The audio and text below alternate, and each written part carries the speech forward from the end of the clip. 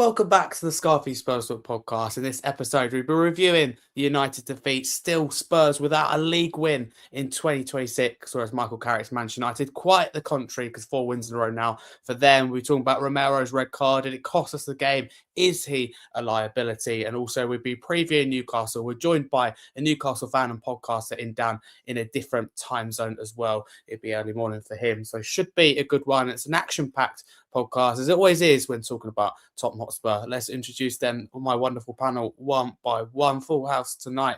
Cam, firstly, thank you so much for coming back on. How have you been doing? Yeah, I've been doing well, thank you. Obviously, Spurs not up to any good at the moment, of course, as you all know. But yeah, personally, I'm doing very well, thank you. I'm going to be back on it tonight. No worries. Good to have you back. Let me tell you that. Thank you very much. And Alan from Tottenham Logic TV, your first time, I believe, on the podcast. And, you know, it's been a long time overdue, but honestly, fantastic to have you on. How have you been doing, mate? You been good? You're on mute, my friend. Should be all Sorry, good. mate, I was just on mute. That's all right. Yeah, thank you for having me on, mate. Really appreciate it. Lots to get through today, so I've got loads to talk about. Yeah, could be worse, could be better. Do you know what I mean? But thank you for having me on, mate. No worries. Thank you very, very much. And Nige, great to have you back. It's been a little while as well, but fantastic to have you on in 2026. How you doing? I'm good, mate. I'm good. Hope you're well too. Big up to the panel. Big up to the chat. Just used to Spurs losing now, aren't we? It's just a regular weekend for me. So yeah, I'm all good. This is not a good thing. It's good that we're used to it in a way that, you know, we can prepare ourselves, but it's not good that it's now expected. Unfortunately, it's got to the point, you know, you just see a league game, you go defeat, especially if it's at home. This one wasn't. So, you know, other excuses, I'm sure. But Nige, thank you very much for coming on. And Martin, thank you very much. As you said in the green room, just finished work a couple of minutes ago. So thank you for your commitment to the club through these difficult times, but also to myself and the podcast. How have you been doing? Thank you so much for having me on. It's a lovely panel that I'm looking at. So excited to be speaking Spurs, but it's a big shame that we'll be talking about Spurs in not the best circumstances. But again, thank you, Harry. Pleasure to be on.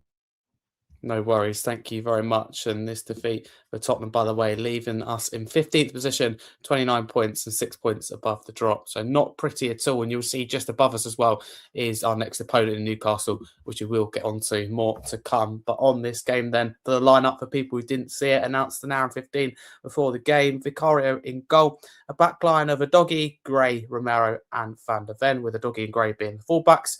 Gallagher, Palhinha and Sarr in midfield, and Simmons, Solanke and Odegaard up front. Cam, I'll start with you. Any surprises there with the team news? Again, down to the bare bones, but you know, some would have been like, I wanted to see Matthias Tell, but I think now we've got to a point where we know that Tell's clearly not in favour for whatever reason with Thomas Frank, and he's always pretty much going to find himself on the bench, even when we've got just like 12 or 13 senior players fit. Yeah, I think as you said, Harry, it's pretty much the team selection for Tottenham these days, just who's fit pretty much, and you know, we're down to the bare bones now, Thomas Frank, and I do feel bad for him. And, you know, whilst he's not blameless, I do feel like he's been cut down a lot in terms of these long-term injuries and all that we've been getting. Of course, Destiny Doggy got injured in that game. Of course, we'll probably get to that. But I feel like in terms of the lineup, you know, as you said, obviously, Matthias Tell on the bench again. You know, that's no surprise for any Tottenham fan now. It doesn't seem like he's really in favour of Thomas Frank right now. And yeah, not really seeming to get many minutes under his helm, sorry. But yeah, not too many surprises in my opinion. I think, you know, it was, you know, as I said earlier, pretty much just who's alive and who's actually fit to play. And there's not many options for Thomas Frank at the moment. So he hasn't really got any really difficult decisions to make, I don't think, in terms of team selection. But no, not any major surprises from me, and not anything that Thomas Frank really had to think about too much in terms of his team selection against United. Okay, thank you very much, Cam. I do appreciate that. I think we can all agree we're down to the bare bones to some extent. Alan, I'll come to you. We saw our new signing Sousa on the bench. We'll get on to, you know, his appearance when he come on. But in a way, I know he's just signed. He's only 19. But were you surprised to see him not start? I mean, we do have a doggy back, but generally in the fullback positions, we are, you know, down to the bare bones in particular in that position. Were you surprised to see a doggy get the nod in this one? No, I'm not surprised at all. I didn't even think we was going to be seeing Sousa this season. I thought he was going to be going either out on loan or into the academy. So I was quite surprised when he came on, actually, how good he was. He wasn't like brilliant or nothing like that. Didn't do anything outstanding, but he did all the basics right, which was all you can ask for from a 19-year-old making his debut, 10-man Spurs at Old Trafford. It can't have been easy for him mentally. But yeah, he did well. I think he was trying to attack as well, and then realized nobody was attacking with him, so he had to keep cutting back. But you can see if he was playing in a 11 with 11 players and Spurs on the front foot, you could see him attacking a lot more than probably Spence would do on that side. So he could be an asset. He's going to be playing now, isn't he? So your doggy's injured again. Your doggy's becoming a problem injury wise. So yeah, Sousa's going to have to step up. So, but it's going to be a lot on his shoulders, and we shouldn't put a lot of pressure on him, to be honest, because he's going to be thrown in the deep end, and we have to just support him because he's only a young lad. And who would have thought he's going to be our starting left back after the January window? It's crazy, isn't it? Absolutely crazy. I mean, listen, whatever you think of these these set of players, we've been dealt a big blow once again this season, third season in a row with injuries, and I'd argue now that it's as bad, if not worse, because we're down to literally minimal senior players. We're struggling to put an 11 out, and it is square pegs in round holes. Having said that, we had January to address that, and Frank's got the youth academy to turn to, so there is an option to get out, but at the moment not being chosen. I understand partly why, particularly with not using the youth academy, but ultimately we're hyping up these players. When else are they going to get an opportunity to develop and get minutes, I'd argue, when everyone is injured? But Nige, if I come to you, big moment in the game was in the 29th minute where Christian Romero was shown a straight red card on the pitch, and of course the decision backed up by VAR, as it so often is. Yeah, talk to me about this, because it means it's Romero's second red card of the season. Since joining the Premier League, nobody's got more red cards than Christian Romero. Even Thomas Frank, after the game, his post-match interview, was shocked by that stat, and it is horrifying. But on this, we talked about the impact it has on the game, but on the tackle in particular, I assume you agree with the decision. Yes, just. I'll be honest, I thought it was an orange. I thought if they had an orange card, I thought it's in between a yellow and a red. I did, and it would have been quite interesting to have Chris CC on, because obviously he was an ex-referee. But I just think it was more the force of the tackle more than the tackle, because it was a clearance and he did follow through, but it was more the force, I think. When I first saw it, I had my Spurs hat on. I was like, that's never a red. You're joking. The more I watch it, the more I think, okay, yeah, it probably is. But I do think Romero, he kind of gives the refs no option, right? He's one of them where if he puts any tackle in, it's always a foul. And he's so quick to get a yellow card. Half the time it's not a yellow card. I would say this one's just about a red, but I did think that the referee couldn't wait to get the red card out. The tackle hadn't finished and the red card was already out. And I would say if it was an Archie Gray maybe making that tackle, I don't think he would have got sent off for it. Interesting. I want to come back to that point. Nice. Thank you for raising that. Martin, give us your thoughts then on this decision. And for me, the frustrating thing about this is Romero actually takes on 3 players and does really well and actually starts to go on a run. But, is this a case of Romero's aggression is largely a good thing, but is this an example of his over-aggression and the lack of discipline, which is costing quite dear on several occasions now? Yes, I disagree with Nige. I think that was a clear red in my opinion, because that's just my opinion. I think it's the way he goes through with it's the intensity that Nige did mention. Would I say that it was lack of discipline by Romero? Maybe. I just think it was a bit rash. He was in the moment. He tried to maybe remain in control of possession, then realized that he took a heavy touch and just went through Casemiro. So it's the way he goes over his ankle with the studs up. It's a very similar challenge to what he made almost 3 years prior against Chelsea on Enzo Fernandez. So it's happened again with Christian Romero. It's a different type of red card that he got against Liverpool this season, but he is becoming a slight liability, I would say, because he is the captain of the club. He should be the one that is sort of in control of his emotions in the game. and he just didn't show that, did it? And it's very tough on the whole game, because I thought that we were sort of in it until that point, and then we just fell apart completely. So it's a big shame, and I think Christian Romero could be looking the other way as the summer transfer window opens.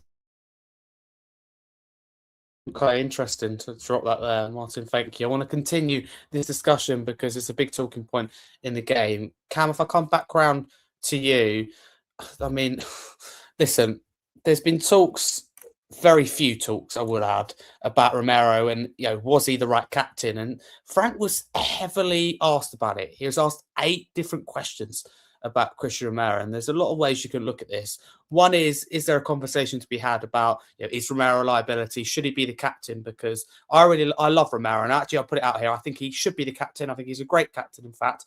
Having said that, you've got to control your emotions on the pitch if you are captain. And I'd argue he's done that largely, not all the time, but largely. But he's got a lot of questions in the media. So for you, do you think he is a liability? Do you think he should potentially be stripped of his captaincy? Because it's been a bit of a headache for Thomas Frank and Tottenham having to condemn his comments, which I think, to be honest with you, all of us on the panel will agree with. But anyway, his comments had to be understandably condemned. And then to do that, you say one thing, you criticise, not having a lot of players available. Then isn't it as well a little bit two-faced that you go and make yourself unavailable? So a lot of questions there for you to address. I do apologise. Yeah, I mean, I think with the talks about whether Romero's a liability or not, I think a lot of people are probably getting caught in the, kind of talks with how many red cards he's gotten for us and how much he's let us down. And I think, it's definitely a big factor because obviously he sent off against Liverpool early on in the season. Obviously a different red card and probably one, but was very avoidable. And, obviously with Romero talking back to the ref, I mean, yeah, second year or whatever, but this time he's let us down, and especially after the talks or before the game, he was talking about how the injury crisis was disgraceful, and then he goes and gets himself sent off. So that's another player down for us, another player unavailable after Destiny Doggy. But it's a weird one for me though, because I feel like during the game, when we're in the game and we need someone to kind of almost show up. In terms of offensively, he can get us out of games and score equalisers, score winners. Against Newcastle, against Burnley, against in those type of games.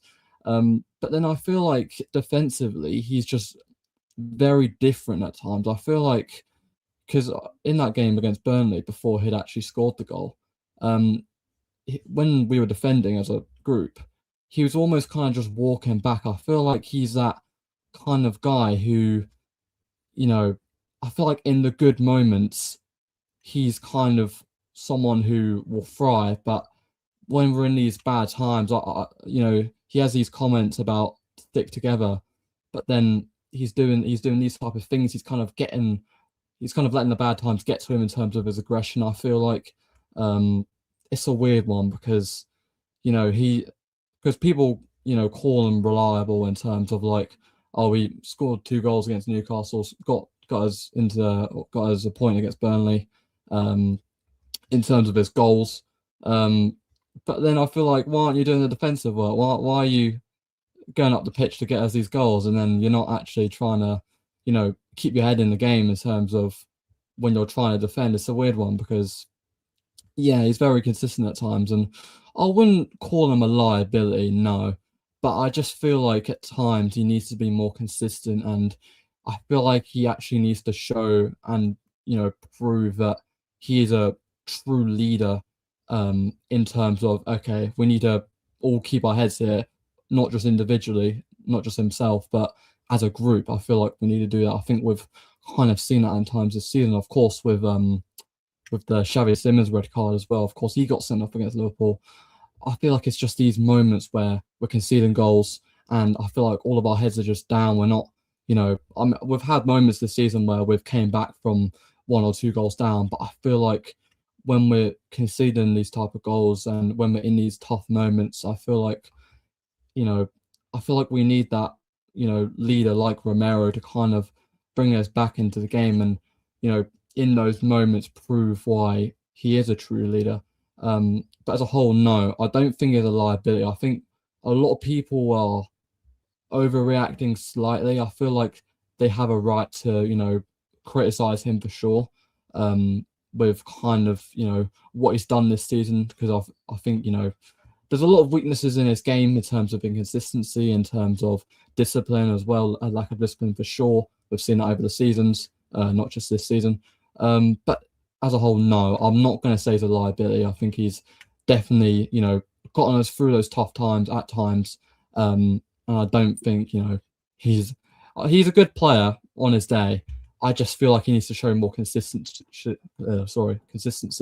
and show more of that fight in the right way, not getting sent off.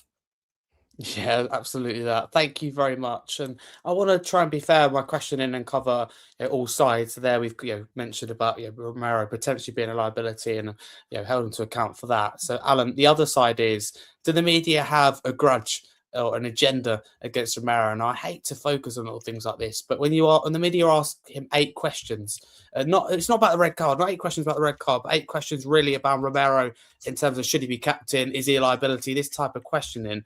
I feel like people are very quick to jump on Romero, both Spurs fans and generally across the media. So Alan, what's your thoughts on that? Yeah, regarding the media, I think, and myself probably included sometimes, we can jump on players very quickly, and I do it myself sometimes, especially when it's quite raw and you're still frustrated with what's just happened. But the media are, it's their job to jump down people's throats. Like, I think it's more harsher. I think you're right. I think it's more harsh when it's Romero than, let's say, if it was a Saliba that did it. I think if Saliba did the same thing, we've had proof, because Van Dijk done the same sort of tackle as, what was it, Xavi Simons this season, and or was it last season he did it? Exactly the same. Nothing happened, but Xavi Simons got sent off. The problem we have is there's no consistency with the refereeing, and then there's no consistency with the media. So the media will, like you say, they'll jump on Romero's back and ask 8 questions. But if Saliba did it, they'd probably ask 1 question and that'll be it. So, and they'll just say it's not like him to do that. I think the commentators don't help either. The first thing they say every time Romero gets the ball or he goes in for a challenge, the first thing they say was, "Oh, that's not like Romero, not to go in hard there." Do you know what I mean? And they take little digs all throughout the game, and it is frustrating because all they ever see of him is all he ever does is bad tackles. He does a lot of good stuff, but the biggest question is there's a lot of people calling him world class, and for me, he's not world class because I agree with Cam. He's got too many weaknesses in his game to be world class, and there's, like, for example, there's no way that I would swap Jan and Toby for Romero. So, when we had them 2 in defence, there's no way that he would get in the team if those 2 were there. And but to go back to your question, going off on a tangent, the media do jump on Romero more than anyone else, in my opinion. So do the commentators. So do some YouTubers. I jump on him sometimes as well because he's so frustrating. Because he can be a very good defender, but he's never consistent. He always seems to let you down somehow. And he is a very frustrating player. Very frustrating. Like for the penalty, for example, I think, not the penalty, the sending off. I think that was needless. He didn't need to go in like that. He didn't. He knew if he did, he would be sent off, and he knew he'll be banned for 4 games, and he knew he'll be not available for 4 games. Just after saying that we haven't got many players, as a captain, think about what you're doing, but he doesn't, and that's the problem. He's quite petulant, and for me, he's not the best captain we've ever had. I know that. Not as a leader wise, not leading by example. Because we've got we're a very young side, and he needs to be showing them what to do, the right thing, and he's not doing the right thing at the moment, and he's frustrating me, like, massively. Interesting. Thank you very much, Alan. I do appreciate it. Do you know what? I quite like this idea in the YouTube chat from We Are Spurs TV. You say refs should have to publicly explain their decisions post-match. Of course, they now do it with being mic'd up, but only briefly to keep it quite quick. And he goes on saying why they made them. And so to back up your decision, that's not a bad idea at all. But this is a big moment in the game. And as a result, of course, the tactics, let's be honest with you, and the game plan went out the window completely. And evidence of that being 32nd minute, Wolves and Odebear was a guy withdrawn for Radu Dragusin. I mean, Nige, no surprise was it to see Odebear come off? Did you think it would be someone else though? It was a conversation. Will it be Simmons? Will it be Odebear? I think we all kind of expected it to be Odebear. It made sense at the time. You know what? At the time, yes. The more I look back on it, though, and this is my issue with Thomas Frank, is that maybe don't make the substitution. Maybe just bring Polinia back in defence and play a 4-4-1, because Odebear is an option. He's an outlet. As soon as Odebear comes off, that's it. Basically giving up the game. Basically saying, okay, we're going to sit back. You break us down. And let's be honest, we're not good enough to do that. We've shown that this season. So for me, it seemed like the right decision at the time, but the more I look back, I just think maybe just try and keep it at halftime the way it is, and then look again. I get why he did it. He wanted to keep it as tight as possible, keep Spurs in the game, and then maybe if it's 0-0 or 1-0 with 10 minutes to go, then we could go for it. But for me, I just wouldn't have rushed to make a substitution. And I would have kept it, maybe brought Polinia back for 10, 15 minutes, see how we coped. That's not a bad shout. I think the thinking was United put 3 potentially in midfield. But, you mentioned that. I think that's a really sensible thing to say. So thank you very, very much. Then if we move on at half-time, United went into it with a 1-0 lead. And that was because in the 38th minute, Brian Mbeumo was the one who scored from a set piece, Kobe Mainoo with the assist. Martin, I mean, a perfect ultimately set piece routine, wasn't it, from the training ground? That's something that Thomas Frank, the set piece coach, will be trying to achieve, and we did achieve so well at the start of the year. But again, it feels like a familiar story of the type of goal we're conceding, but I want to get onto that in a second. But firstly, a good goal from United, very well executed.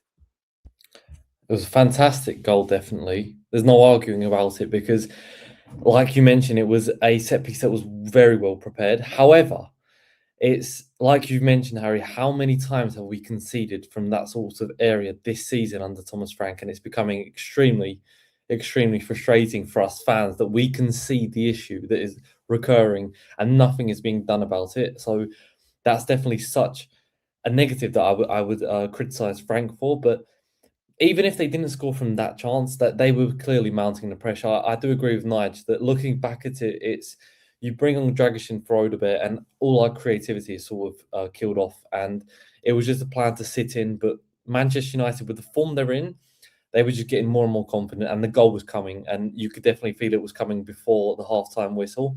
So it doesn't surprise me that we conceded before we went into the break. However, to concede from that position, again, is so frustrating. It's a great finish by Mbeumo. It's a great goal. And I think Vicario was doing a fantastic job up until that point to keep it goalless. However, looking back at it again, it's the same position it is very frustrating, isn't it, to see the goal week in, week out happen from that area. So, yeah, what I will say is fair play to Manchester United for that set piece routine and the way that they have turned it around with an interim manager. And it's maybe something we could be looking at, to be honest.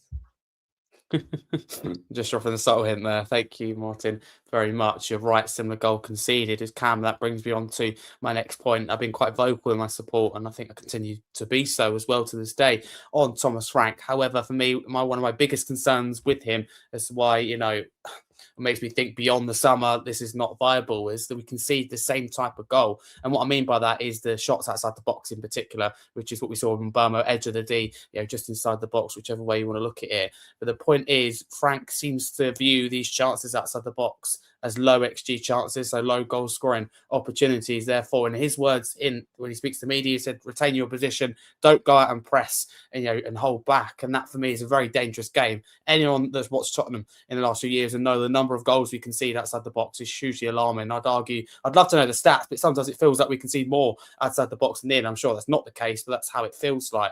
Cam, the point is here, again, it's the same type of goal. I know we're down to 10 men and you've got to make difficult decisions, but surely your half a brain cell, whether it be the players or Frank, tells you Brian Mbeumo is one of the most dangerous Man United players. Pick him up on the edge of the box.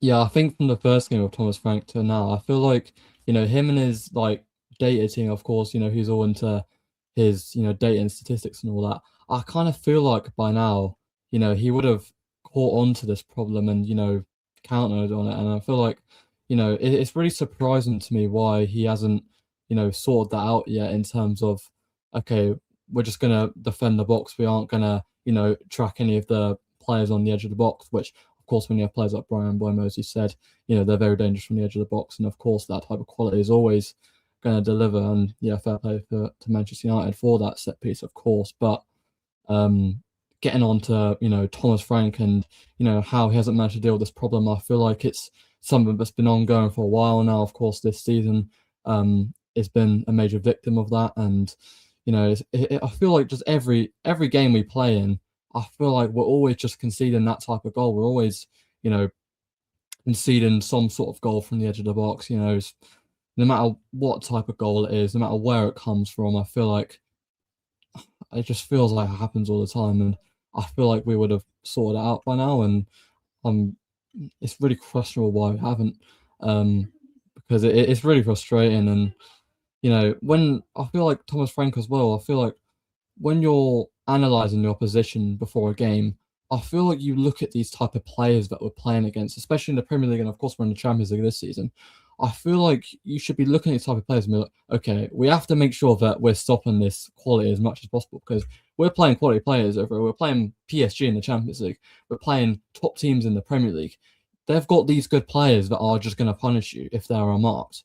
I mean, you've got, you know, I mean, in the North London derby, I don't want to talk about too much, but 3 goals from the edge of the box, the same player as well. It's ridiculous. And I thought you would have sorted out by now. That was in October, November. We're getting into February now.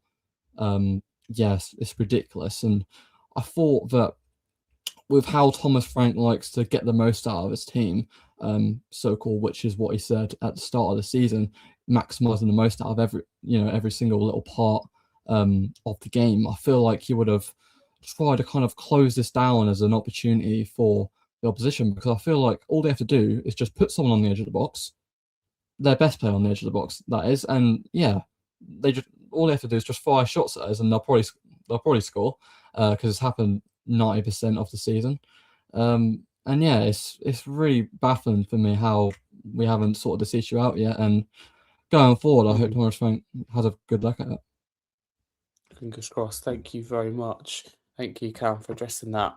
And I come to you. I was having a conversation with my dad when the goal went in, and you know, the opinion was of a polar opposite. So in my opinion, I looked at that and I said to, yeah, world-class keeper either keeps that out or at least gets a glove to it. And I don't think it's asking a lot of Vicario to get something on that, right? Whether he keeps it on that out or not is another thing. And I know if he gets a hand to it, it makes no difference. But again, he doesn't get any contact on it. And for me, Vicario, his position is a concern. He doesn't get across very quickly. So for me, that's the difference between an okay or decent goalkeeper, which Vicario is, and a world-class keeper, which a club like Tottenham needs. But I want to get your thoughts on the goal. Could he be doing more, Vicario?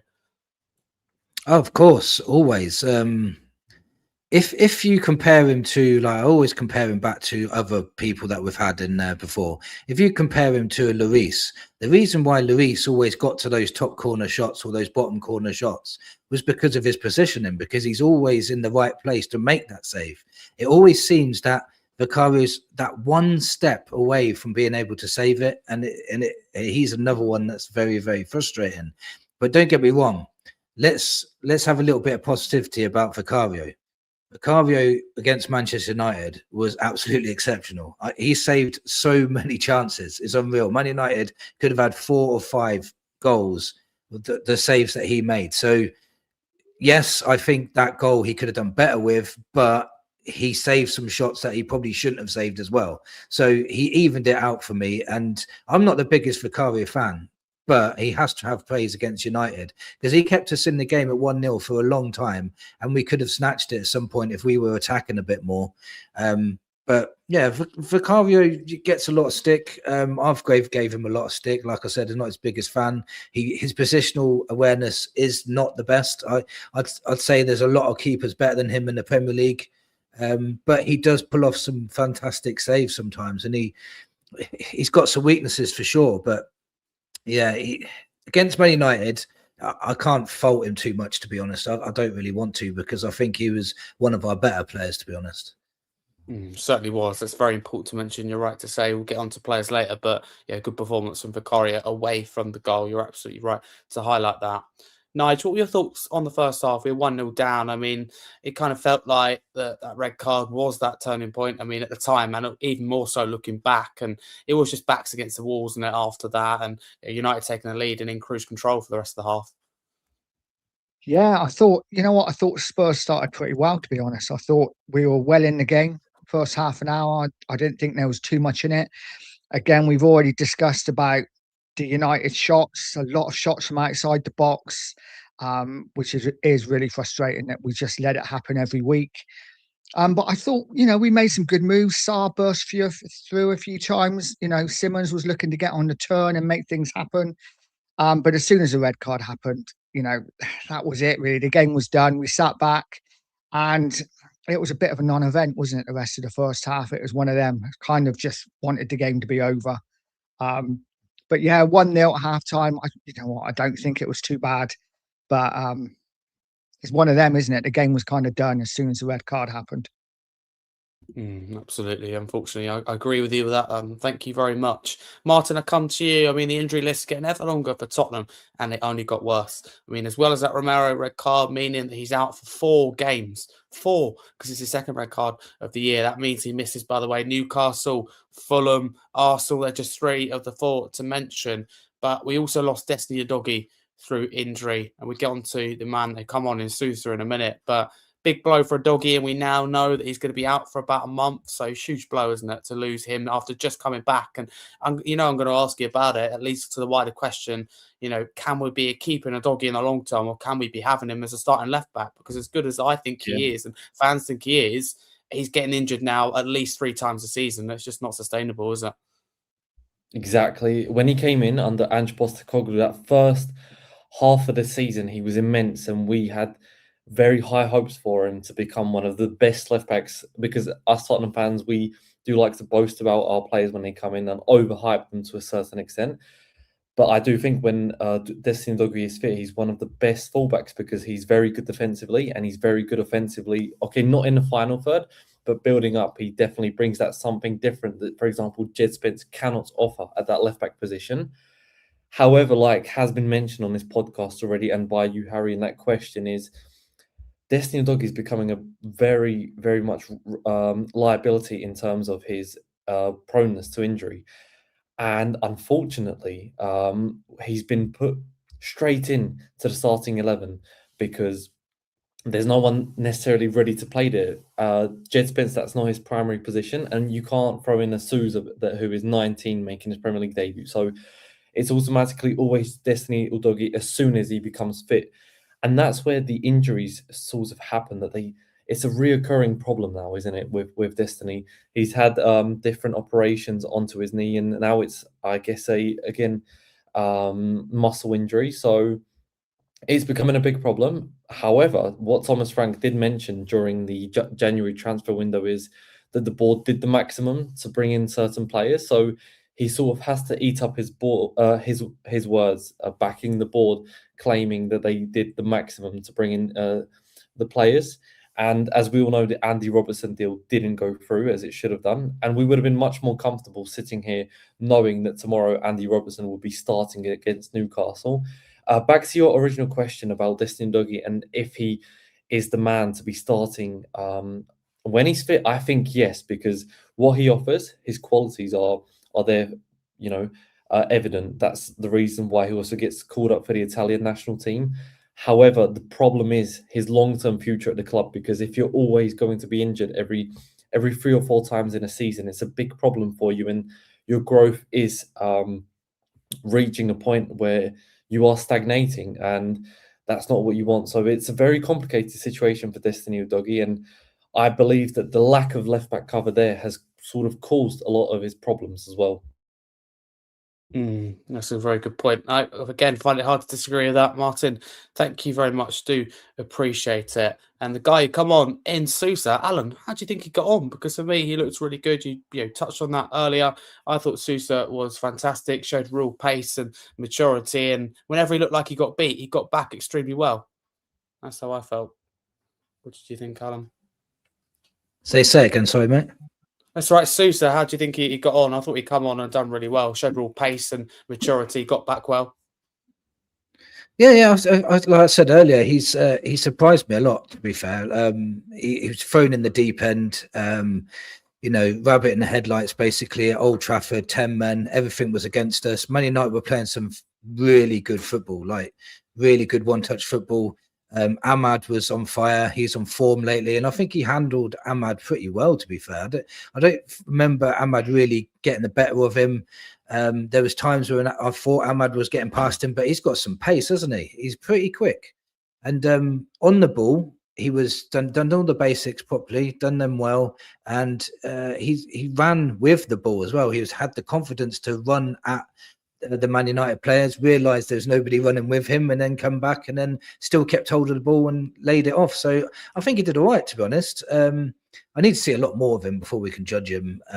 And plus, even if he has some bad games, he's 19. He's got a lot to learn, especially he's got to adapt to the Premier League. He still doesn't even know his teammates. He's probably not even that good at speaking English. I haven't heard him speak yet. So there's still so much he's got to do, but I think he did exceptional well considering all of the circumstances, playing in the Premier League for the first time as well, and new teammates, new manager. Yeah, he's done all right for me. Alan, thank you. In the 80th minute, Thomas Frank, final roll of the dice. And it was, I think, keep it at 1-0. I think was the game plan at that point, until the very end. And to be fair, that game plan was executed in the 80th minute. And, 10 minutes ago, boom, I think we pushed with the aim of trying to get a point. And off comes Solanke, Paulinho and Gallagher for Basuma, Tell and Mwani. And in particular, that substitution where Paulinho comes off and Tell comes on, that's intent. That's a change of intent, of an attacking ambition, let's just say. But Nige, I'd argue that Frank was left with no option but to do that at that stage. But ultimately, in the 81st minute, we can see through Bruno Fernandes, just frustrated. He knew at that point, didn't you? 2-0 with 10 men, game over. Isn't that a typical Tottenham thing though? It's just always seems to happen to us. We've got a plan. We're going to do this. And then as soon as we do something goes against us. It was bad luck. Like I said earlier, I think the game plan was to keep it as tight as possible, go for it in the last 10 minutes. And as soon as we make the subs, we concede.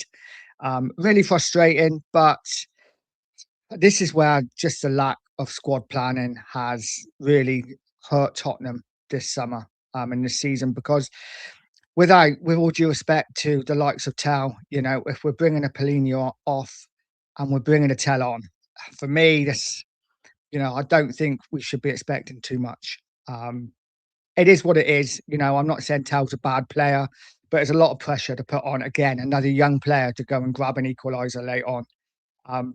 Frustrating, but yeah, it is what it is with Spurs. Incredibly frustrating. Cam, if I come to you, do you also agree that it was game over by this point? And what do you make of Frank's decision to take that risk with the attacking change? Or would you have just kept going and maybe not taken a 1-0 loss, but kept it at that and just hopes you got lucky? Or did he have to take that risk and go, look, got nothing to lose now. If we're going to lose, we need to go out with a fight?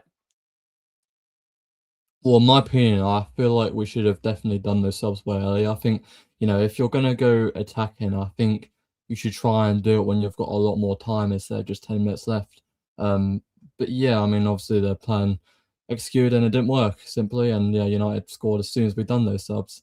But yeah, I feel like in terms of, players like Mattis Tell and, them likes of players coming on, Solanke coming off as well, it's weird for me because I feel like Tell is, as much as, he's a young player and he's not, perhaps playing as much as he wants to, I do feel like with, the amount of players we have out and, with all these long-term injuries, I feel like he's not playing enough for me. And, to come on in the 80th minute, and, in my opinion, when you're coming on in the 80th minute, I feel like Frank should be doing these attacking subs way earlier. Because, of course, 60th, 70th minute, it's 1-0. You've got that, you've got those players off the bench to come and make an impact last half an hour or so instead of the last 10 minutes. And of course, from there, United scored a goal, and yeah, it's pretty much that plan was over almost instantly. Yeah, I think Frank should have done the subs way sooner. I think a lot of people do criticise him in terms of his substitutions being at times where perhaps it's not as preferable. And that's also what I personally think as well.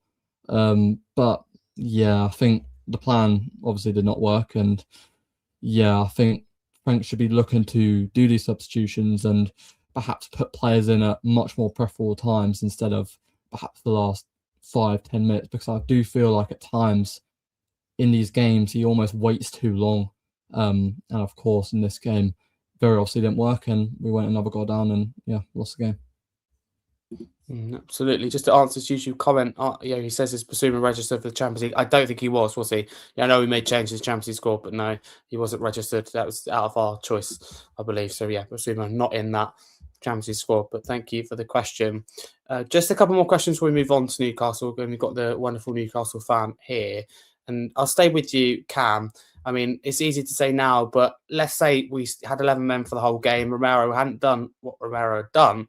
What do you think we'd be sitting here talking about? Would we still be talking about a loss, maybe just narrow, or would we be talking about a better result for Tottenham, potentially a draw after how we started the game in the first 29 minutes? Yeah, I think we would be speaking a lot more positively, I think, because in those first 30 minutes, I think, at least with what I was watching, I think we were actually, in for potentially a point, maybe even 3 points if you want to be generous. But yeah, I feel like it could have definitely went a much different way, perhaps, with how we started. I feel like, of course, 30 minutes doesn't, say everything in a 90-minute game, but I feel like how we started, and if we had 11 men for the whole match, of course, the player sent off was our captain as well. I feel like we definitely could have gotten something much more. And of course, Man United are a great side, and they're in great form right now, of course. But I feel like perhaps you could be saying that we still lost. I mean, you could argue about any of them. To be fair, we could have lost, we could have drew, we could have won. But yeah, at the end of the day, when you get your leader sent off, when you get arguably one of your main leaders sent off, then it's going to be a mountain to climb for those 10 players, especially up against such a good side. And yeah, I feel like it could have been a lot more positive for sure, of course. Yeah, it's always going to be hard when you're down to 10 men so early on in the game. It's always going to be tough. Thank you very much. And lastly, Nige, I'll give this to you. A lot of people still criticising Thomas Frank after this game. I understand, even as someone who likes him, a lot of criticism that comes Frank's way. I look at it and go, that's probably fair. Some go too far, of course. But I can understand your point of view, even though we may not agree. Completely understand. But I don't really understand with this game. I get that we've lost another game, right? And we've lost too many games. We haven't won a league game in 2026. That, of course, is on the manager and the group of players. But I look at this in this game, an informed side that before 3 wins in a row, now 4, now they've beaten us.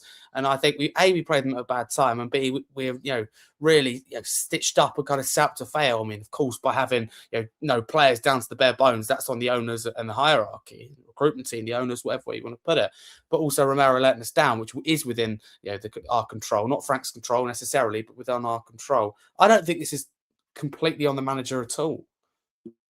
No, I wouldn't say in this one result alone, I wouldn't say it's on Frank. Frank doesn't tell Romero to do what he did, regardless of whether I think it was a red card or not. There was definitely, I can see why he got a red card, and that isn't on Frank. You can argue about the substitutions. You could argue who he took off.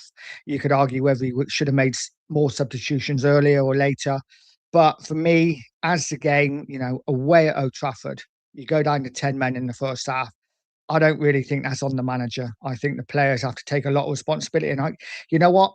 For me, Frank isn't the man to take Tottenham forward. I'd like to see a replacement in the summer. But I do think the players need to take a lot of this because for me, they haven't been good enough this season. Regardless of injuries, the players that have been on the pitch a lot of the time have let themselves down and let the fans down and let the manager down as well. Absolutely, I couldn't agree more. Thank you very much then. So let's move on to the Newcastle preview, because it's the next game we are going to be talking about. And I'm joined by a special guest, Newcastle fan and podcaster Dan. Dan, firstly, thank you for your patience. And secondly, how have you been doing? Good evening, Harry. Good to see you again. Again, congratulations on your award last year. Welcome. Well done, sir. Hello, lads. Good to see you. I don't know if you can tell from my accent, but I'm in California, so I am a global Magpie fan. So, but yeah, thank you for having me on, Harry. I'm good. No worries. No, thank you so much for your time. Really do appreciate it. So if you don't mind starting with you, what have you made of Newcastle season so far? Because like us, you're in the bottom half, and we had recently your manager, Eddie Howe, come up and just said the buck lies with me, basically, taking responsibility, say he needs to go away and think and come up with a formula. I found that refreshing. And Newcastle players as well, such as Kieran Trippier, coming out and taking that responsibility. What do you make of that? I mean, whenever you're going through a crisis, you want people to be honest. Yeah, I've been sitting in the backstage area now for the last 20 minutes and listened to you guys discuss the Man United game, and I swear it sounded like we were discussing a Newcastle game from against Man City and then Brentford on the weekend. Yeah, it was refreshing to hear Eddie say that. He's been very guarded, in his time at Newcastle. But he's very matter of fact. He's never going to throw the players under the bus. He is going to take responsibility where it's acceptable or appropriate to do so. He's hurting. You can look at Eddie Howe right now, and he's just 100% knackered. Last season he spent several weeks in hospital with pneumonia. Then came out, went immediately back to the pitch, back to the training ground. Earned. He and the team earned Champions League football again for this season. He went away on holiday for 3 days, and then got told his director of football had just resigned, and his star striker was downing tools and wasn't going to play again until he got a transfer. And that was the start of our summer.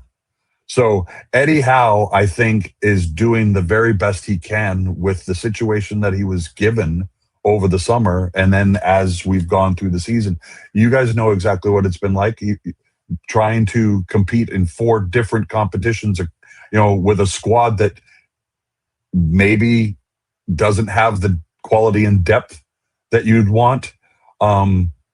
Your fans are starting to get on your manager's back. It's been difficult. I'll say in Newcastle's sense, yes, we made a lot of money from the Isak deal, and I hate even using his name, but at the same time, we were scrambling at the end of the transfer window to even get a replacement for him. You'll remember we were going after Ekitike as Callum Wilson's replacement. Then, in fact, we were going after him for Isak's replacement, and what happened? Liverpool ended up with both of them. So we didn't get all of our first choices, in terms of the transfer market, and it's taken a while for the guys that we got in to get up to speed. I think people will point at the beginning of the season or after the transfer window and say Voltamata looked good, the big star capable, but I think that's because no one had seen him play in the Prem and no one knew how to handle him. Now he's being sussed out. They know if they quadruple team him, he's going to run into cul-de-sacs and dribble around in circles. Same thing with Jacob Ramsey. Elanga has not set the world on fire since he came on, but he looked great at Man City. That goal that he took against Man City in the Carabao Cup second leg was a terrific solo goal, but we've been waiting all season for that. So it was nice to see Eddie and Kieran Trippier. Kieran Trippier, I think, at the age of 35, is starting to realize that his legs aren't what they used to be. And we're asking a 35-year-old Kieran Trippier to play 90 minutes 3 times a week, because we don't have anybody else. Everybody else is injured. So like you guys, we're lacking depth in places. If we lose Lewis Hall, who's just recently come back from injury as well, if we lose Lewis Hall as well as Tino Livramento, we're going to be stuck. Because even when Trippier was out, we had to make shift Lewis Miley at right back. Lewis Miley's now struggling with an injury. So I know where you guys are coming from, and this game on Tuesday is going to be something else between us, isn't it? Yeah. Absolutely, and that's the thing. Tottenham with the depth of injuries, but some of the players you're missing as well are so key. Yeah. Gordon, Miley, Joelinton, Livramento. They're key players to Newcastle that make a huge difference and go a long way. And both clubs really experiencing that issue with injuries in fullback positions. in particular. But Dan, I was going to ask you about the striker situation. It's interesting you mentioned it there. Nick Voltemada, his form was drying up, his goals are drying up. Visser as well. The money you spent, he's got to hit the ground running. For me, he's showing no pace. He's showing no tenacity or anything in front of goal. And he's a good player in there. But for me, I think he's been an absolute disaster so far. But I want to get your thoughts. You'll know more than me. Here's the situation with Visser. We spent all summer the same thing that Isak was doing to us, he was doing to Brentford. Realistically, the difference being Visser was making himself available to training, where Isak was just sitting at home with his feet up playing PS5. Then Visser comes into the squad, hasn't even kicked the ball for the team, goes out to play for Congo and does his knee, and he's out for 4 months. So he's, in the minutes that he's gotten, he's trying to get match fit without having a real preseason with the team. And you would hope that they would hit the ground running, but for whatever reason, he hasn't been able to keep consistency in his form. If we go and look at the 3 competitions that he's made his debuts in, fellas, he's scored in each one of those debuts. He scored in the Carabao Cup. He scored in the Champions League. He scored in the FA Cup, or was the Prem? I don't remember. But in 3 of the 4 competitions where he's made his debut, he scored it in his debut, but then he's dropped off. So no, you're absolutely right, Harry. We are dependent on the goals that come from Visser and Voltemada, the WW formation. But for another reason, Eddie Howe, because of that lack of attacking depth, Eddie Howe has been want to start the 2 of them together in a little and large, formation, like Big Dunk Ferguson and Alan Shearer, or Sutton and Shearer, or whatever. We haven't seen that kind of a tandem up front, but that would require switching to a 4-4-2. And Eddie is a dyed-in-the-wool 4-3-3 guy. So it's been different. We also know that Voltemada is not your typical number 9. He came on like gangbusters at the beginning of the season simply because no one knew how to handle him. But he's not a 9. He's more of a false 9 or a withdrawn striker. He's great with his feet. I call him the BFG, a Beardsley friggin' giant, because he's got that kind of dexterity in his feet, but he's not a guy that's going to take shots from 35 yards out, rockets or anything like that. The headers that he's gotten have been opportunistic. Germany has figured out how to use him, and they changed their formation and their style of play in order to suit him. We haven't seen that.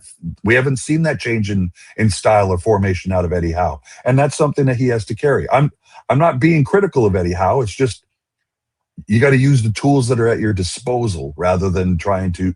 I think Ruben Amorim found that out. You can't force the players to play your system. You have to play the system that benefits the players. And maybe there's a certain amount of reluctance to do that. But Eddie is now, faced to the music and said, "Look, it's on me. I've got to figure this out." Interesting. Thank you, Dan. Really do appreciate that. I've been on so far this week 2 Newcastle podcast channels, and I've had 3 Newcastle fans on mine. We're doing different videos and series, one being yourself, and all of them have said, yourself as well, just now, that it's a system that needs to change and you need to adapt to, like Nick Voltemada. So you're all saying the same thing. You seem united in the opinion that Eddie Howe has to flex, and I think even he is coming around to that. Dan, thank you. But at the same time, let me close, Harry, by saying I am firmly in the Eddie in camp. I don't want to see Eddie being forced out. Making that change at this time of the season would be absolutely catastrophic for us.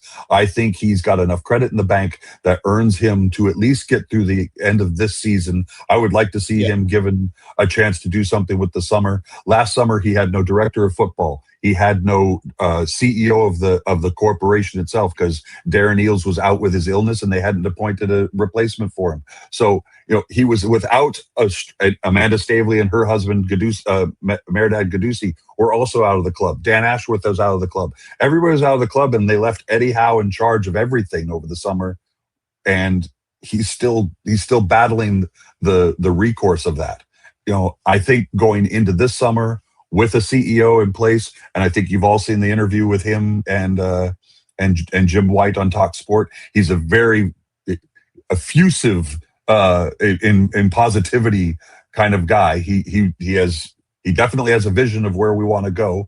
I think with that CEO in place, I think with Ross Wilson, the director of football in place, Eddie in place, I think we can hit the ground running as soon as the season's over.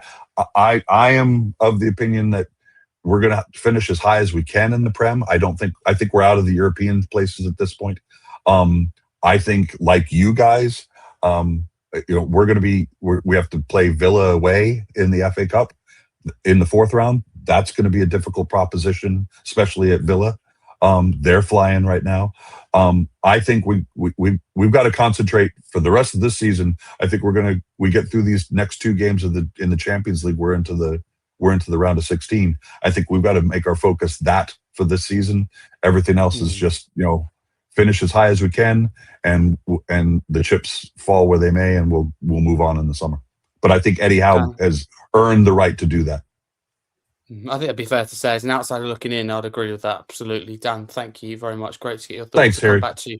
And that's all right. Come back to you in a few minutes. But on to this game then, Tuesday night, because both managers ultimately are under a little bit of pressure. I'd argue, of course, Thomas Frank more, using Dan's logic. Frank doesn't have that credit in the bank as Tottenham manager that Eddie Howe does, and that, of course, is understandable. But reality is both teams are in the bottom half, and neither team should be in the bottom half.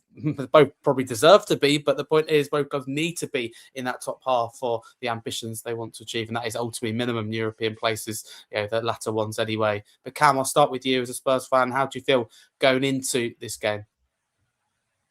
Yeah, I think specifically with Newcastle's struggles, I feel like this is definitely a game where I think we can get some little bit, with, I think, in my personal opinion, doing way worse. And of course, it's two sides who are both not doing, as good as their fan base both expected. I think, both sides are having their own struggles this season. Of course, both of us have got a very bad injury crisis, of course. As a Spurs fan, I think we've definitely been hit with a lot of injuries, a lot of long-term injuries, which of course is not great. It's pretty much down to bare bones for Thomas Frank, and I'm sure Eddie Howe's struggling with his injury crisis as well and his own problems at Newcastle. But yeah, I think you look at both sides, and you don't look at them and think that they should be in the spots they are right now, because these are two sides who when you look at both clubs, Tottenham and Newcastle, they're two sides who should be in Europe and should be consistently, competing for those European spots, albeit they're both in the Champions League this season. But in terms of this season, it looks like both sides are looking to not be in any European competition from next season. And yeah, I feel like as a Spurs fan, it's definitely a game where I feel like we can get something. But of course, you look at those 5 games there on the graphic there, we're not doing very well at the moment. Of course, Newcastle winless in 4 games right now. Got that win against Leeds, but for us right now, I don't even know how many games we're winless in, but we just can't seem to get a win at the moment. And I'm going to get onto this. So I do feel like this game, it just reeks of a draw, doesn't it? It reeks of a draw. Both sides can't seem to get a both teams can't seem to get a win at the moment. It just, and I don't feel like either side, in my personal opinion, with how we're both doing, have really enough quality to win it. I feel it's definitely, it reeks of a draw for me, and that's probably what's going to happen as well. But I feel like it's definitely a game where we're at home, albeit we've not been amazing at home this season. But I feel like if the fans can get behind us, like that second half against City, we were 2-0 down the first half. We came back to 2-2. Our fans were behind us. We could have looked like we could have gotten the win. I feel like if the players have got that behind them, I feel like it's definitely a game where we can get all 3 points. But I feel like it's going to be a big ask, and I will be fairly surprised if we get all 3 points with how we've been doing this season. But it'll be a big ask for Thomas Frank, considering the injuries that his players have gotten. And yeah, I would be surprised if we get a win, but that's just my thoughts on it. Cam, thank you very much there. And as you said there, the graphic on the screen shows that both sides are winless at least 4. Tottenham with more than that over 5 games. But in the last 5, then Tottenham with 3 defeats and 2 draws, and Newcastle with also 3 defeats, but a draw and a win. So slightly better, Newcastle are woeful on the road this year, and Tottenham are woeful at home. Just 2 wins for Eddie Howe and the Magpies on the road in the whole season so far. And for Tottenham, just 2 home wins as well, Brentford and Burnley. So literally cancel each other out in that aspect. So Alan, based on this graphic here and what I'm telling you here as well that you'll know about with our home form, Newcastle's away form, how do you feel going into the game? This is a must win for us. We have to win this game. And I think I'm sure it's the same for Newcastle too. We have to win. If West Ham somehow pull off a victory against Man United, so that guy can't get his hair cut, so it's possible, then we'll be 3 points from relegation, and then it becomes very, very serious. Then it becomes reality for the people that have got their head buried in the sand, thinking that this won't happen. If we play Newcastle and we lose, West Ham win, we get more injuries. It's possible we could get more injuries. The home crowd are going to get on the players' back. The pressure on Thomas Frank would be enormous. And like he was saying, that if we sacked Frank right now, would it benefit us? Right. Well, it could make it even worse. And it's serious times now. We need to win. And now that Harry said that Wissa has been poor, he's bound to score now. He's 100% going to score. I'm going to put a blame me, of course. So 100% he's going to score now. So that's put doubts in my head already, Harry. Cheers for that, mate. Sorry. And so yeah, I think we have to win. I think there's Thomas Frank can't go into this game doing what he normally does, and he can't go into this game worrying about Newcastle and setting up defensively at home when we have to win this game. He has to go for this. I know he hasn't got many players, but he's okay in the attacking department compared to defensively. So he should just go for it. And if he goes for it and doesn't win still, then at least we can say Frank went for it. But if he sits back defensively, we end up trying to play counter and end up losing 1-0, 2-0. I can't see him even staying in a job, as much as it's pointless sacking him. And if he does lose his job and we end up 3 points from relegation, I'd be petrified we'll be going down. I just want to ask Dan, are you worried about relegation at all? I just want to ask. I don't think we're worried about relegation. We are firmly mid-table at this point. We're 10 points off of fifth. We're 10 points off of the relegation zone. So we're only slightly better shape than you are, Alan. I will say this: going into this weekend or tomorrow night's match, I'm just glad Romero's out, because he's the one who scored both goals against us at St. James's. So you say that you the defensive problems are stacking up. Well, your defensive anchor is the one who scored last time, so he was serving both purposes. I am not scared of relegation at this point right now. But that said, we need every point we could possibly get at this point. We are leading the table now in lose or not getting a result from winning positions. We've given up 19. We've given up 19 points. We're at the top of the league of giving away points from losing positions this season. So we can't. It's not going to benefit us tomorrow night, lads, if we score 2 goals and we can't keep that lead, or we score 1 goal and we can't keep that lead. If we score first and you guys score, in the 95th minute, well, that just adds another place. That's 20 points away from 20 games from winning positions. It's 19. The math is better on your side of the pond. I'm not thinking there now. So what you're saying is, we want you to score first. Basically, we have not been able to come back as well if the opposition scores first, and if we score first, we can't, for whatever reason, can't seem to see the game out. It's been plaguing us all season long.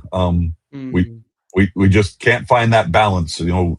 If we're going to score first, we need to keep the lead and see the game out. If the opposition scores, we need to come back and either draw or score a second goal in order to get the result that we need. And both possibilities are plaguing us right now. Right now, Don't worry. I We've got Dr. Tottenham for you, mate. They'll turn up for you. Don't worry. well, I have a really, really close dear friend here in California. We watch games. Her husband's a Liverpool fan, but she's a dyed-in-the-wool Spurs fan, and she said just last night, she said, "Well, Tuesday you'll get 3 points. It's okay." And I'm like, I don't want her to think that way. I'm like Cam. I could see another draw on the horizon for us. I'm not looking forward to it. That's not what I want. But I'll tell you, I'll take 1 point better than none. So there you go. Absolutely. Before we get the rest of the panel's thoughts and then score predictions to wrap up, a couple of things to read out then. So season so far for both teams. So league position, Tottenham 15th, Newcastle 12th. Wins then, Newcastle won 9 games, Tottenham just 7. 8 draws though for Tottenham, just 6 for Newcastle. Both teams losing 10 games, so already into double digits. Goals then, both scoring 35, which is interesting, and both averaging 1 goal per match, but also both averaging conceding 1 goal per match. XG then, Newcastle, there'd be a lot higher if we based it on XG, that's expected goals. Newcastle's XG is extremely high, 37.41. Tottenham, as we know, have had a problem with XG all season, particularly in 2025, 25.55 for Tottenham. So that's quite a bit less, 12 less XG. And that's what that means basically was we expected to score about 12, 13 less goals than Newcastle. So that means that we're clinical, but we're not creating chances. For Newcastle, it means they're creating chances, but they're not clinical, just to summarise. An XG per 90, again, representing the same thing. Newcastle 1.5, so they're expected to score 1.5 goals. It's not possible per game and only scoring 1. Whereas for us, we're just basically doing what is expected. So nothing really to shout about there. Both teams keeping 7 clean sheets. And the only other thing is the head meetings, head-to-heads between the two sides. Tottenham now haven't won against Newcastle in over 4 matches. Newcastle have a very good record at the Tottenham Hotspur Stadium, so they can see the last 5. You had to go back to 2023 for Tottenham's last win over Newcastle. It was the end of 2023, but even so, going back, quite a chunk over a year and a half ago. But Nige, I'll come to you. Can I get your thoughts ahead of this game? This is a weird one, isn't it, for me, because I love watching Newcastle. Newcastle have always been like a really good side to watch, and I expected them to do so much better this season. If you had asked me at the start of the season, Eddie Howe, I'm like, yes, please. I'd still have him at Spurs. I think he's a top manager. And sometimes that happens, right? Sometimes, I don't know, like Dan said, maybe it's the situation over the last year or so, but also sometimes managers, you manage your side and sometimes it goes stale. I'm surprised Newcastle where they are, to be honest. I thought they'd be a lot better. As for Spurs, it's such a hard game to call because we are so poor at home. But you know what's going to happen? We already know what's going to happen. We're going to be terrible one half and breathtaking another half. It just depends what half it is. So if Newcastle are good when we're poor and score a couple of goals, then who knows? Listen, this game could be anything. It could be a draw. Wouldn't surprise me Newcastle won. Wouldn't surprise me a Spurs win.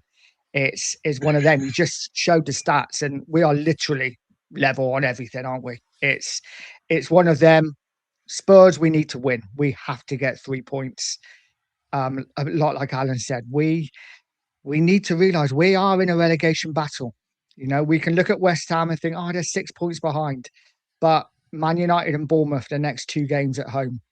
Anyone thinking Palace were down with us? Well, they've already gone past us. And the next 2 games are Wolves and Burnley. We're getting sucked in. Leeds have won 2 of the last 5. Forest have won 2 of the last 5. And of course, West Ham have won 3 of the last 4. So we are in serious trouble. We need a victory. I don't see where we get a win from if we don't win tomorrow, because Arsenal at home, obviously North London derby, Fulham away. Our record at Craven Cottage is horrific. This is massive for Spurs. Absolutely, couldn't agree more. Thank you very much. Martin, can I get your thoughts? I could literally mirror every single word that Nige just said. I agree with everything that he said. I look at Newcastle and whenever they turn up at Tottenham Hotspur Stadium, apart from that one time in 2023 when we were actually competing for the Champions League spots. Apart from that, every time they come to our stadium, Newcastle are very dangerous. I really appreciate what Dan has said. He's given great insight into Newcastle for whoever hasn't done their homework about Newcastle. So big up on Dan for that. What I will say to add on it is it's very difficult to call the game itself because we are in a very, very toxic atmosphere at Tottenham right now that there can be a moment that Newcastle take the lead early on and the whole crowd will fizzle out. And I believe Newcastle will just take control of the game, regardless of how many injuries they have in that back line. I believe the most important thing for Thomas Frank to do tomorrow is actually try and win the game by playing attacking football. And if he doesn't show that and Newcastle punish us during the game, we are in for a very, very bad performance because the performance from the fans will reflect onto the pitch. And like Nige said, we are in a very, very dangerous position and it's a must-win game tomorrow. However, we should not be underestimating Newcastle. And yes, they're in bad form. However, during this bad form, they actually managed a draw against PSG away from home, which I had it on. I was watching it with one eye and they were not playing bad at all. So we are absolutely not favourites in this game. And hopefully, like Dan and Cam have said, that it ends up a draw. But we need the win. And I don't believe Spurs at the minute are capable of producing that. Very true. Couldn't agree more. Thank you very much. Dan, can I get your thoughts? And if you can also kick us off with score prediction. So I appreciate the thoughts of everybody on the panel. I like Nigel and Martin. It's anybody's game. I just hope that we show up and put in a performance that will make our traveling fans proud. As you've said, Harry, our away form this year has been abysmal. So we're just looking for a result. And I think Eddie Howe is also looking at Man City away on the weekend. You know, we've got two big games and we just played Man City, you know, and it was embarrassing for us. So I think he's going to be measured in his selections tomorrow, but it also depends on who we've got available. It was a surprise to have Bruno available this past weekend. We're not going to have Joe Linton. We know that. We may have Lewis Miley. We don't know. Everybody else is still is out long-term injured. Losing the likes of Anthony Gordon against Man City the other day was also detrimental to us. So we're going to see what happens. Me personally, I think we're in for another draw. I think I would like to keep it. I'd like to keep it exciting for everybody. You know, 2-2, and everybody walks away having seen a good game of football. And we share the spoils. My heart says, you know, we're going to walk away with 3 points. You know, 2-0 or something like that. But my head says it'll be a draw 2-2. Dan, appreciate your honesty. Thank you so much. So everyone's given their thoughts. So just score predictions now, if that's all right. Martin, kick us off with just your score. Yeah, I'm quite similar on that point with Dan. That it might contradict what I'm saying, but my heart is definitely saying that we are able to nick it somehow, win 2-1. However, what my head is saying, the more realistic point of view is I'd say a 1-1 draw. Okay, Martin, thank you. Appreciate that as well for being honest. Nige? What do you reckon? Oh, I'm going positive. I've been negative so much this season that I think it's going to be one of them, like I said. One bad half, one good half. Don't know which way. I think we will win by the odd goal in 5. I'm going to go 3-2 Spurs. Nice. Love it. Yeah, big score. Thank you so much. Alan, score prediction. All right. So taking into account that Wissa's going to score, but hopefully we score before Wissa does. That means we will win 2-1. So that's how I'm going with it. So I'm going to go for 2-1 to Spurs. I like it. That's all right. We take that. As long as we win, it's all right. Whisker Gavy's little goal, if you like. It's fine. Thank you, Alan, very much. And Cam, to end, can I get your score prediction, please? Yeah, I'm going similar with Alan here. This time I'm going Baltimore because he also hasn't scored in a little while. So yeah, he's probably going back now. I feel like, again, we're probably going to have an awful first half and come in the second half much different. Yeah, I think Newcastle will score first, and I think, as you know, Dan, struggling to hold the lead. I think it'll end 1-1 and we'll get an equaliser. Lovely stuff. Thank you all for your score predictions. And that wraps us up. Let's go through so you can find my wonderful guests on social media. Cam, starting with you, going back round, where do people follow you on the socials? Oh, yeah, you can find me there on my X page, THFC_Cam.